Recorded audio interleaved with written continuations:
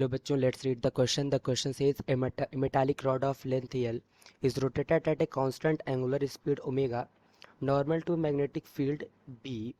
Derive an expression for the current induced in the rod if the resistance of the rod is R.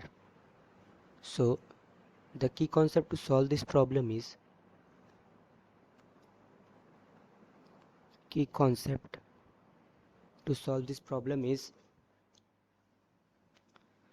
a derivation of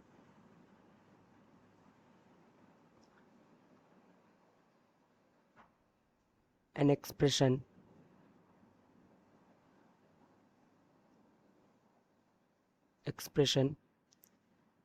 for the current induced in the rod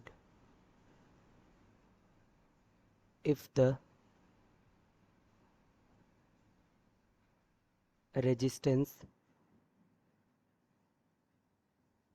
of the rod is R. So in the solution एक metallic rod है जिसका length L है जो कि constant angular speed omega से magnetic field के perpendicular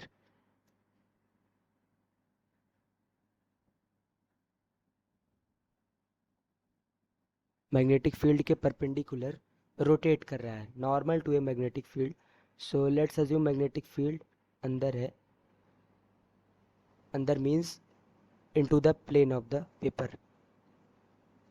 इसके about ये कांस्टेंट एंगुलर स्पीड ओमेगा से रोटेट कर रहा है.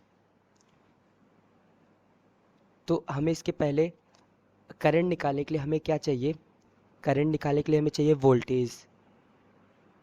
अब यहाँ पे हमें पता है कि जब भी कोई भी मेटालिक पार्टिकल मैग्नेटिक फील्ड में ट्रेवल करता है तो उसमें एक करंट जनरेट होता है.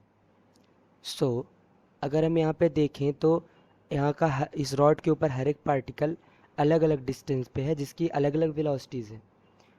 क्योंकि ओमेगा से ओमेगा कांस्टेंट है बट हर पार्टिकल की रॉड के ऊपर एंगुलर वेलोसिटी अलग अलग है. सो लेट्स अज्यूम अगर हम यहाँ पे some small dl small r distance पर एक देखें dr लेंथ का लेट्स अज्यूम कोई पार्टिकल है तो इसकी वेलोसिटी इधर होगा ओमेगा आर. ओमेगा आर के कारण कितना मैग्नेटिक फील्ड यहाँ पे जनरेट होगा उसको हम लिख सकते हैं. ओ मैग्नेटिक फील्ड मैग्नेटिक यहाँ पे पोटेंशियल की बात करें तो पोटेंशियल कितना जनरेट होगा इसको लिख सकते हैं dv is equal to B. Magnetic field B है, लेंथ कितना है आर है, बी एल बी. वेलोसिटी कितनी है ओमेगा आर.